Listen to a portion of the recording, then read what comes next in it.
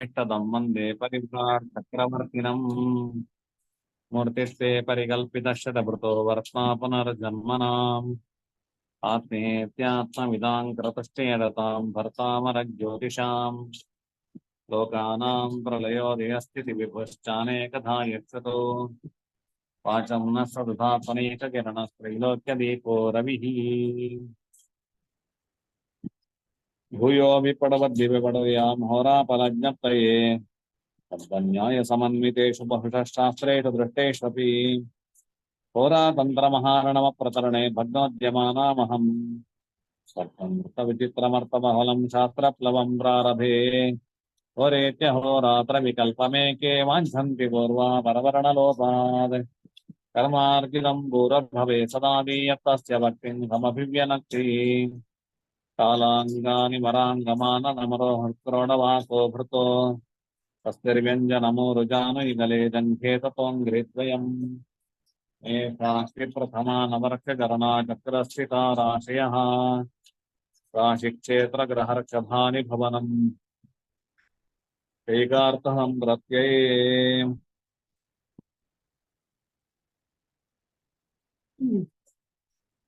मत्स्यौ घटीन्द्रमितनं सगदं सबीणं चापि नरोश्वजगनो मकरो मृगास्यः तौलीसस्य दहना प्लवगा च कन्या शेषा स्वनाम सदृशा स्वचराक्ष सर्वे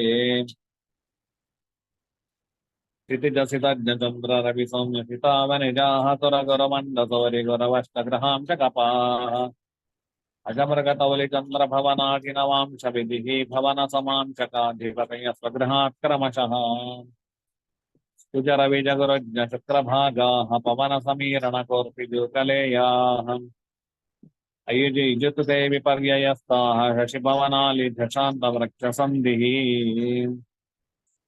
प्रियतावरजितमकुलीरलेयपातो न जोककोर्प्याख्याः कौक्षिक आकोकेरो हृद्रोगश्चेರ್ತसि क्रमशः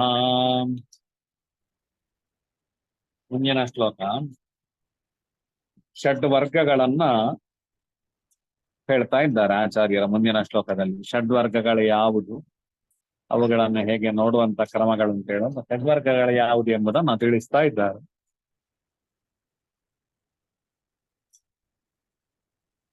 ದ್ರೇಕಾಣಹೋರಾನೋ ಭಾಗಸಂಜ್ಞಾಃ ದ್ರೇಕಾಣಹೋರಾನೋ ಭಾಗಸಂಜ್ಞಾಃ ದ್ರೇಕಾಣಹೋರಾನವಭಾಗಸಂಜ್ಞಾಃ ತ್ರಿಂಶಾಂ ಜಗದ್ವಾದಶ ಸಂಹಿತಾಶ್ಚ ತ್ರಿಂಶಾಂ ಜಗದ್ವಾದಶ ಸಂಹಿತಾಶ್ಚ ತ್ರಿಂಶಾಂ ಜಗದ್ವಾದಶ ಸಂಹಿತಾಶ್ಚ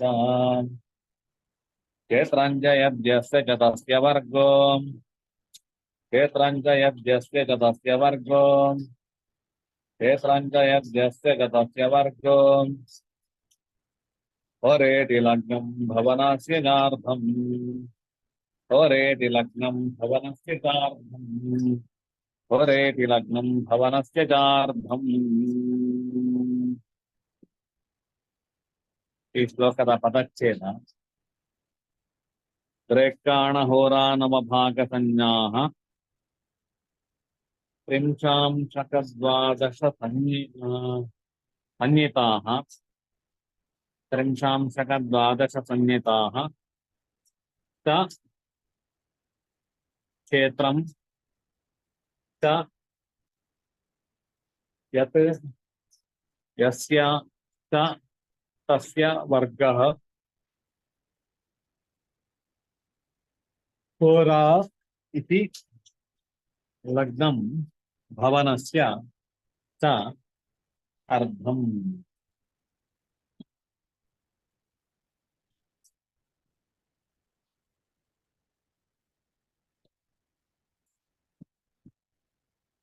ಈ ಶ್ಲೋಕದಲ್ಲಿ ನಮಗೆ ಹಾಗೆ ಹೇಳಿದ ಹಾಗೆ ಷಡ್ ವರ್ಗಗಳನ್ನ ತಿಳಿಸ್ತಾ ಇದ್ದಾರೆ.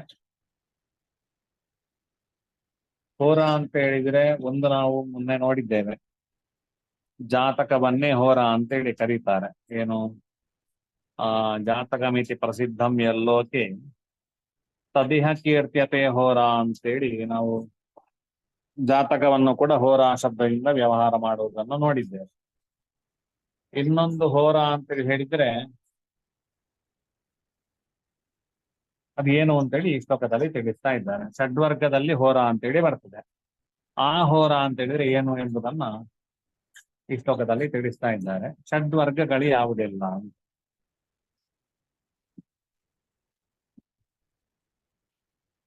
ದ್ರೇಕಾಣ ಹೇಳುವಂಥದ್ದು ಒಂದು ವರ್ಗ, ಹೋರ ಅಂತೇಳಿ ಎರಡನೇದು, ನವಭಾಗ ಅಂತ ಹೇಳಿದ್ರೆ ನವಾಂಶ. ಮೊನ್ನೆ ನಾವು ಅಂಶಕ ನೋಡುವಂತ ಕ್ರಮವನ್ನು ನೋಡಿದ್ದೇವೆ. 3 ಡಿಗ್ರಿ 20 ಕಲೆಗಳಿಗೆ ಒಂದೊಂದು ಅಂಶಕಗಳು ಅಂತೇಳಿ ಹೀಗೆ ಬರ್ತದೆ ಪುರಾಣದಲ್ಲಿ. ಹಾಗೆ ನವಾಂಶ, ತ್ರಿಂಶಾಂಶ ನೋಡಿದ್ದೇವೆ. ಸುಜರ ಬೀಜ ಗುರುಜ ಶುಕ್ರಭಾಗ, ಅದರಲ್ಲಿ ತ್ರಿಂಶಾಂಶ ಗೊತ್ತಾಗಿದೆ. ದ್ವಾದಶಾಂಶ 2.5 ಡಿಗ್ರಿ 2.5 ಡಿಗ್ರಿ ಒಂದೊಂದು ದ್ವಾದಶಾಂಶ. ಕ್ಷೇತ್ರ ಅಂತ ಹೇಳಿದ್ರೆ ರಾಶಿ ಎಂಬುದಾಗಿ ಅರ್ಥ. ರಾಶಿ ಕ್ಷೇತ್ರ ಗ್ರಹ ಹರ್ಷ ವಾಣಿ ಭವನಂಚ ಈಗ ಅರ್ಥ ಸಂಪ್ರತ್ಯಯ ಅಂತ ಹೇಳಿದ್ರಿಂದಾಗಿ ಕ್ಷೇತ್ರ ಅಂತ ಹೇಳಿದ್ರು ರಾಶಿ ಅಂತ ಹೇಳಿದ್ರು ಎರಡು ಒಂದೇ ಅರ್ಥ. ಕೆಲವರು ಏನು ಮಾಡ್ತಾರೆ, ರಾಶಿ ದ್ರೇಕಾಣ ಹೋರ ನವಾಂಶ ತ್ರಿಂಶಾಂಶ ದ್ವಾದಶಾಂಶ ಅಂತೇಳಿ ಈ ರೀತಿಯಲ್ಲಿ ಷಡ್ವರ್ಗವನ್ನು ಹೇಳ್ತಾರೆ. ಆಚಾರ್ಯರ ಪ್ರಕಾರದಲ್ಲಿ ದ್ರೇಕ ಅಂದ್ರೆ ಎರಡು ಸರಿಯಲ್ಲ. ನಾನು ರಾಶಿಯನ್ನು ಮೊದಲಿಗೆ ಹೇಳಿದ್ದಷ್ಟೇ. ಕೆಲವು ಸಾಫ್ಟ್ವೇರ್ಗಳಲ್ಲಿ ಹಾಗೆ ಬಂದಿದೆ. ರಾಶಿಗೆ ಮೊದಲಿಗೆ ರಾಶಿಯನ್ನು ಹೇಳ್ತಾರೆ, ನಂತರ ದ್ರೇಕಾಣ, ನಂತರ ಹೋರ, ಈ ರೀತಿಯಲ್ಲಿ ಹೇಳ್ತಾರೆ. ಸಾಮಾನ್ಯ ನಮಗೆಲ್ಲ ಅಭ್ಯಾಸ ಇರುವಂತದ್ದು ಷಡ್ವರ್ಗವನ್ನು ಮಾಡುವಂತಹ ಪ್ರಕ್ರಿಯೆಗಳು ದ್ರೇಕಾಣ, ಮೊದಲಿಗೆ ದ್ರೇಕಾಣ, ನಂತರ ಹೋರ, ನಂತರ ನವಾಂಶ, ನಂತರ ತ್ರಿಂಶಾಂಶ, ನಂತರ ದ್ವಾದಶಾಂಶ ಅಂತೇಳಿ, ನಂತರ ಕ್ಷೇತ್ರ ಅಂತೇಳಿ ಈ ರೀತಿಯಲ್ಲಿ ಷಡ್ವರ್ಗಗಳನ್ನ ಹೇಳ್ತಾರೆ. ಇಲ್ಲಿ ಹೋರ ಅಂತೇಳಿ ಹೇಳಿದ್ರೆ ಲಗ್ನ ಎಂಬುದಾಗಿ ಅರ್ಥ. ಹಿಂದೆ ಎಲ್ಲ ಹೋರೇತಿ ಲಗ್ನ, ಹೋರ ಶಬ್ದಕ್ಕೆ ಲಗ್ನ ಎಂಬುದಾಗಿ ಕೂಡ ಅರ್ಥ ಉಂಟು. ಆದರೆ ಇಲ್ಲಿ ಹೋರ ಅಂತೇಳಿ ಷಡ್ವರ್ಗದಲ್ಲಿ ಬರ್ತಕ್ಕಂಥ ಹೋರ ಅಂತೇಳಿ ಹೇಳಿದ್ರೆ ಅದು ಭವನಸ್ಯ ಚ ಅರ್ಧಂ, ರಾಶಿಯ ಅರ್ಧಕ್ಕೆ ಹೋರ ಅಂತೇಳಿ ಹೇಳಿ. ಯತ್ ಯಸ್ಯ ಚ ವರ್ಗ ಯತ್ ಯಸ್ಯ ತತ್ ತಸ್ಯ ವರ್ಗ ಅಂತೇಳಿ, ಯಾವುದು ಯಾರದ್ದಾಗಿರ್ತದೋ ಅದು ಅವನ ವರ್ಗದಲ್ಲಿದ್ದಾರೆ ಅಂತೇಳಿ ವ್ಯವಸ್ಥೆ. ಈಗ ರಾಶಿ ನಮಗೆ ಗ್ರಹರ ಸ್ಫುಟಗಳನ್ನು ನೋಡಿದಾಗ ಈ ದ್ರೇಕಾಣಾದಿ ನೋಡುವಂತ ವ್ಯವಸ್ಥೆಗಳು ನಮಗೆ ಸ್ಫುಟವಾಗಿ ಗೊತ್ತಾಗ್ತದೆ. ಸಾಮಾನ್ಯ ನಮಗೆ ಪಾಠ ಆಗಿದೆ, ಹಿಂದಿನ ಬ್ಯಾಚಿನವರಿಗೆಲ್ಲ ಪಾಠ ಆಗಿದೆ. ಅದರಿಂದಾಗಿ ಸುಲಭ ಉಂಟು ಅಂತೇಳಿ ಅನ್ಕೊಳ್ತೇನೆ. ದ್ರೇಕಾಣ ಏನು ಅಂತ ಹೇಳಿದ್ರೆ ಮುಂದಕ್ಕೆ ಬರ್ತದೆ. ನಮ್ಗೆ ಒಂದು ರಾಶಿಯನ್ನು 3 ಪಾಲು ಮಾಡ್ಬೇಕು. ಒಂದು ರಾಶಿಯನ್ನು 3 ಪಾಲು ಮಾಡುದು ಅಂತ ಹೇಳಿದ್ರೆ, ರಾಶಿ ಅಂತ ಹೇಳಿದ್ರೆ ಎಷ್ಟು? 30 ಡಿಗ್ರಿಗಳ ಕಾಲ, ಅಥವಾ 30 ಅಂಶ, ಅಥವಾ 30 ಭಾಗ ಅಂತ 30 ಡಿಗ್ರಿ ಅಂತೇಳಿ ವ್ಯವಹಾರ ಮಾಡುವ. 31 ರಾಶಿಯಲ್ಲಿ 30 ಡಿಗ್ರಿ ಇರ್ತದೆ. ಅದನ್ನ 3 ಪಾಲು ಮಾಡುದು ಅಂತ ಹೇಳಿದ್ರೆ 10 ಡಿಗ್ರಿ 10 ಡಿಗ್ರಿ 10 ಡಿಗ್ರಿ ಅಂತ. 10 ಡಿಗ್ರಿ ಪ್ರಥಮ ದ್ರೇಕಾಣ, 10ರಿಂದ 20ನೇ ಡಿಗ್ರಿಯವರೆಗೆ ಅಂದ್ರೆ 11ರಿಂದ 20ನೇ ಡಿಗ್ರಿಯವರೆಗೆ ದ್ವಿತೀಯ ದ್ರೇಕಾಣ, 21ರಿಂದ 30ರವರೆಗೆ ನಮಗೆ ಎಲ್ಲ ಗ್ರಹರು ಕೂಡ ತೃತೀಯ ದ್ರೇಕಾಣ. ಈ ದ್ರೇಕಾಣಗಳಿಗೆ ಅಧಿಪತಿಗಳಾದ ಯಾರು ಅಂತ ಮುಂದಕ್ಕೆ ನಮಗೆ ಶ್ಲೋಕ ಶ್ಲೋಕಗಳಲ್ಲಿ ಬರ್ತದೆ. ಅದು ಆವಾಗ ನೋಡಿಕೊಂಡ್ರೆ ಸಾಕು ನಮಗೆ. ದ್ರೇಕಾಣ ಅಂತ ಹೇಳಿದ್ರೆ ರಾಶಿಯ 3 ಭಾಗ ಏನು ಮಾಡ್ತೇವೆ, ಅದರ 1ನೇ ಭಾಗಕ್ಕೆ ಒಂದು ದ್ರೇಕಾಣ ಅಂತ, ಪ್ರಥಮ ದ್ರೇಕಾಣ ಆಗಲಿ, ದ್ವಿತೀಯ ದ್ರೇಕಾಣ ಆಗಲಿ, ತೃತೀಯ ದ್ರೇಕಾಣ ಅಂತ, ಹೀಗೆ 3 ದ್ರೇಕಾಣಗಳು ಒಂದೊಂದು ರಾಶಿಯಲ್ಲಿ ಬರ್ತಾ ಹೋಗ್ತದೆ. ಮೇಷದ ಪ್ರಥಮ ದ್ರೇಕಾಣ, ಮೇಷದ ದ್ವಿತೀಯ ದ್ರೇಕಾಣ, ಮೇಷದ ತೃತೀಯ ದ್ರೇಕಾಣ ಅಂತ ಈ ರೀತಿಯಲ್ಲಿ. ವೃಷಭ ರಾಶಿಯ ಪ್ರಥಮ ದ್ರೇಕಾಣ, ವೃಷಭ ರಾಶಿಯ ದ್ವಿತೀಯ ದ್ರೇಕಾಣ, ವೃಷಭ ರಾಶಿಯ ತೃತೀಯ ದ್ರೇಕಾಣ ಅಂತ, ಹೀಗೆ ಒಟ್ಟು 36 ದ್ರೇಕಾಣಗಳು ಇರ್ತದೆ. 12 ರಾಶಿಗಳಿಗೆ ಆಗ್ಬೇಕಾದ್ರೆ 36 ದ್ರೇಕಾಣಗಳು ಇರ್ತದೆ. ಹೋರ ಅಂತ ಹೇಳಿದ್ರೆ ಭವನಸ್ಯ ಚಾರ್ಧಂ, ಹಾಗಿದ್ರೆ 2 ಹೊರೆ, ಒಂದು ಲಗ್ನ, ಒಂದು ರಾಶಿಯಲ್ಲಿ 2 ಹೊರೆಗಳು ಅಂತೇಳಿ ಇರ್ತದೆ. ಒಂದು ಚಂದ್ರ ಹೊರೆ, ಒಂದು ಸೂರ್ಯ ಹೊರೆ ಅಂತೇಳಿ ಒಂದು 2 ಹೊರೆಗಳು. ಹೋರಾಧಿಪತಿ ಇಬ್ಬರೇ. ಚಂದ್ರ ಅದು ಹೇಗೆ ಕಂಡುಹಿಡಿಯುದು ಅಂತ ಹೇಳಿದ್ರೆ ಕ್ರೂರ ಸೌಮ್ಯ ಪುರುಷ ವನಿತೆ ಆ ಶ್ಲೋಕದಲ್ಲಿ ಮುಂದಕ್ಕೆ ಬರ್ತದೆ. ಅದು ನವಭಾಗ ನವಾಂಶ ಕಂಡುಹಿಡಿದು ನಾವು ನೋಡಿದ್ದೇವೆ.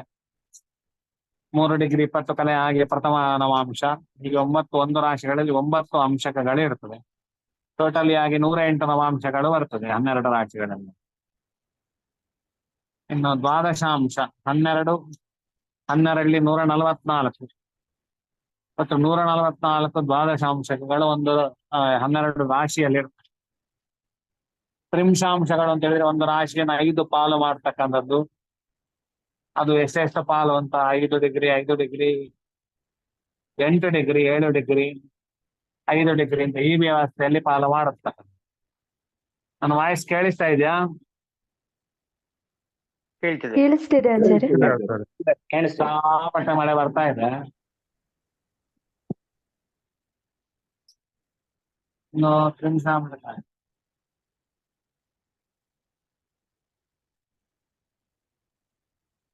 ಸರಿ, ನಾಳೆ ಪಾಠ ಮಾಡುವ ಆಯ್ತಾ? ಸಿಕ್ಕಾಪಟ್ಟೆ ಮಳೆ ಬರ್ತಾ ಇದೆ. ಆಯ್ತು ಗುರುಗಳೇ. ಕೇಳಿಸ್ತಾ ಉಂಟಾ ನಿಮಗೆ? ಹೌದು ಗುರುಗಳೇ, ಕೇಳಿಸ್ತಾ ಇದೆ. ನಮಗೆ ಕೇಳಿಸ್ತಾ ಇದೆ ಆಚಾರ್ಯ. ಹಾ ಸರಿ, ಹಾಗೆ ಕಂಟಿನ್ಯೂ ಮಾಡುವ. ಹೀಗೆ ಮತ್ತೆ ಕ್ಷೇತ್ರಗಳು ಅಂತೇಳಿ ರಾಶಿ. ಈಗ ಗುರು ಯಾವ ರಾಶಿಯಲ್ಲಿದ್ದಾನೆ ಅಂತೇಳಿ ಹೇಳಿದ್ರೆ, ಗುರು ವೃಷಭ ರಾಶಿಯಲ್ಲಿದ್ದಾನೆ. ರಾಶಿಯ ಕ್ಷೇತ್ರದ ವರ್ಗವನ್ನು ನಾವು ಯಾರಲ್ಲಿ ಬರಿಬೇಕು ಗುರುವಿಗೆ ಅಂತ ಹೇಳಿದ್ರೆ, ಗುರುವಿಗೆ ವೃಷಭ ರಾಶಿಯಲ್ಲಿ ಹೊಡೆದ್ರೆ ವೃಷಭ ರಾಶಿಯ ಅಧಿಪತಿ ಯಾರು? ಶುಕ್ರ. ಆದ್ರಿಂದಾಗಿ ಗುರುವಿನ ಕ್ಷೇತ್ರ ಎಂಬಲ್ಲಿ ನಮಗೆ ಶುಕ್ರ ಅಂತೇಳಿ ಬರಿಬೇಕು.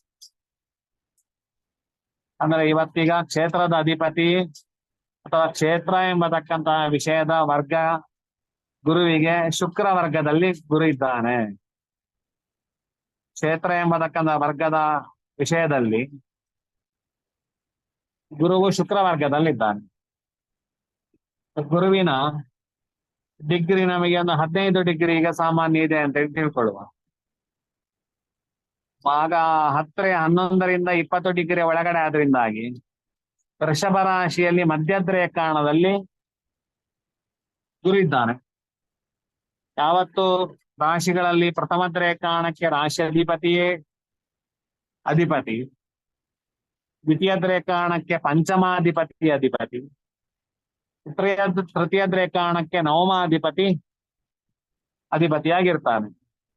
ವೃಷಭ ರಾಶಿಯಿಂದ ಮಧ್ಯಮ ದ್ರೇಕಾಣದಲ್ಲಿ ಗುರಿ ಇರೋದ್ರಿಂದಾಗಿ ವೃಷಭ ರಾಶಿಯಿಂದ ಪಂಚಮ ರಾಶಿ ಯಾವುದು? ಕನ್ಯಾ ರಾಶಿ. ಅದರ ಅಧಿಪತಿ ಬುಧ. ಅದರಿಂದಾಗಿ ಗುರುವಿನ ದ್ರೇಕಾಣಾಧಿಪತಿ ಅಥವಾ ದ್ರೇಕಾಣ ವರ್ಗ ಯಾರ ವರ್ಗದಲ್ಲಿ ಇದೆ ಅಂತ ಹೇಳಿದ್ರೆ ಬುಧ ವರ್ಗದಲ್ಲಿ ಇದೆ ಅಂತೇಳಿ ತಿಳ್ಕೊಳ್ಬೇಕು. ಇನ್ನು ಹೋರ ಒಂದು 15 ಡಿಗ್ರಿ 40 ಕಲೆಯಲ್ಲಿ ಇದ್ದಾನೆ ಅಂತೇಳಿ ಹೇಳಿದರೆ ಅದು ಇಜಿತೆ ವಿಪರ್ಯ ಇಜಿತೆ ಅಲ್ಲ, ಸೌಮ್ಯ ಪರಿಡವಂತೆ ತೈತರಾಗದ್ದೇಹ ರಾಗಾದೀಶಾತ್ರಿಯ ಕರ್ಕಟ ತ್ರಿಕೋಣ ಮಾರ್ತಾಂಡೇಂದೋರ ಈ ಸಮಯ ಚಂದ್ರಭಾನು ಅಷ್ಟೇ ಹೊರೆ ಅಂತ. ಸೂರ್ಯ ಮತ್ತೆ ಚಂದ್ರ ಮೇಷರಾಶಿ ಓಜರಾಶಿಗಳಲ್ಲಿ ಮೊದಲನೇದ್ದು ಸೂರ್ಯ ಹೊರೆ, ಎರಡನೇದು ಚಂದ್ರ ಹೊರೆ. ಯುಗ್ಮ ರಾಶಿಗಳಲ್ಲಿ ಮೊದಲನೇದ್ದು ಚಂದ್ರ ಹೊರೆ, ಎರಡನೇದ್ದು ಸೂರ್ಯ ಹೊರೆ. ಈ ರೀತಿಯಲ್ಲಿ ಬಂದಾಗ ಗುರುವಿನ ಸ್ಫುಟ 15 ಡಿಗ್ರಿ 40 ಕಲೆ ಅಂತ ಹೇಳಿದ್ರೆ ವೃಷಭ ರಾಶಿಯಲ್ಲಿ ದ್ವಿತೀಯ ಹೊರೆಯಲ್ಲಿದ್ದಾನೆ. ಅರ್ಥಾತ್ ಯುಗ್ಮ ರಾಶಿ ಆದ್ರಿಂದಾಗಿ ಮೊದಲನೇ ಹೊರೆಗೆ ಚಂದ್ರ, ಎರಡನೇ ಹೊರೆಗೆ ಸೂರ್ಯ ಆದ್ರಿಂದಾಗಿ ಹೋರಾ ವರ್ಗದಲ್ಲಿ ಸೂರ್ಯ ವರ್ಗದಲ್ಲಿ ಗುರು ಇದ್ದಾನೆ ಅಂತ ತಿಳ್ಕೊಳ್ಳಿ. ನವಭಾಗ ನವಾಂಶ 5ನೇ ನವಾಂಶ ಆದ್ರಿಂದಾಗಿ ವೃಷಭ ರಾಶಿಗೆ ಮಕರ ರಾಶಿಯಿಂದ ಅಂಶಕ ಪ್ರಾರಂಭ. 5ನೇ ರಾಶಿ ಅಧಿಪತಿ ಶುಕ್ರ ಆದ್ರಿಂದಾಗಿ ನವಾಂಶಕದ ಅಧಿಪತಿ ಕೂಡ ಆ ವರ್ಗವು ಕೂಡ ಶುಕ್ರನಿಗೆ ಬರ್ತದೆ. ತ್ರಿಂಶಾಂಶಕದಲ್ಲಿ ಗುರುವಿನ ವರ್ಗವೇ ಆಗಿರುತ್ತದೆ. ದ್ವಾದಶಾಂಶಕದಲ್ಲಿ ತಾನು ಇರುವಲ್ಲಿಂದ ಆರಂಭ ಸಾಮಾನ್ಯ 15 ಡಿಗ್ರಿ ಅಂತ ಹೇಳಿದ್ರೆ 6 ಹೋಗಿ 7ನೇದ್ದು 15 ಡಿಗ್ರಿ 40 ಕಲೆ ಅಂತ ಹೇಳಿದ್ರೆ 6 ಹೋಗಿ 7ನೇ ದ್ವಾದಶಾಂಶದಲ್ಲಿದ್ದಾನೆ. ವೃಷಭ ರಾಶಿಯಿಂದ 7ನೇ ರಾಶಿ ನಮಗೆ ವೃಶ್ಚಿಕ ರಾಶಿ, ಅದರ ಅಧಿಪತಿ ಕುಜ. ಆದ್ರಿಂದಾಗಿ ದ್ವಾದಶಾಂಶಕ ವರ್ಗದಲ್ಲಿ ಕುಜನ ವರ್ಗದಲ್ಲಿ ಅಂತೇಳಿ ಈ ರೀತಿಯಲ್ಲಿ ಯದ್ಯಸ್ಯ ಚ ಯತ್ ಯಸ್ಯ ವರ್ಗಃ ತತ್ ತಸ್ಯ ವರ್ಗಃ ಅಂತೇಳಿ, ಯತ್ ಯಸ್ಯ ತತ್ ತಸ್ಯ ವರ್ಗಃ ಅಂತೇಳಿ ಈ ರೀತಿಯಲ್ಲಿ ನಾವು ಅರ್ಥವನ್ನು ಇಟ್ಟುಕೊಳ್ಳಬೇಕು. ಇನ್ನೊಂದ್ಸಲ ಬೇಕಾದ್ರೆ ಬೋರ್ಡ್ ಇಟ್ಟುಕೊಂಡು ಒಂದ್ಸಲ ಪಾಠ ಮಾಡ್ತೇನೆ ಮುಂದಕ್ಕೆ. ಆಯ್ತು, ಇವತ್ತಿನ ಪಾಠ ಶ್ರೀಕೃಷ್ಣ ಅರ್ಪಣ ಮತ್ತೆ ಮುತ್ತಿತ್ತೇ ಪರಿಕಲ್ಪಿತ ಶತಭೃತೋ ವರ್ತಮಾಪನರ್ಜನ್ಮನ ಆತ್ಮೇತ್ಯಾತ್ಮವಿದಾಂಕರತಷ್ಟೇ ಎಡದಾಂ ಭರ್ತಾಮರ ಜ್ಯೋತಿಷಾಂ ಲೋಕಾನಾಂ ಪ್ರಲಯೋದಯಸ್ಥಿತಿ ವಿಭೃಷ್ಟಾನೇಕದಾ ಯಕ್ಷುತೋ ವಾಚಂ ನ ಸತತಾತ್ಮನೇಕ ಕಿರಣ ತ್ರೈಲೋಕ್ಯ ದೀಪೋ ರವಿಃ. ರೆಕಾರ್ಡಿಂಗ್ ಸ್ಟಾಪ್ ಮಾಡ್ಬೋದು.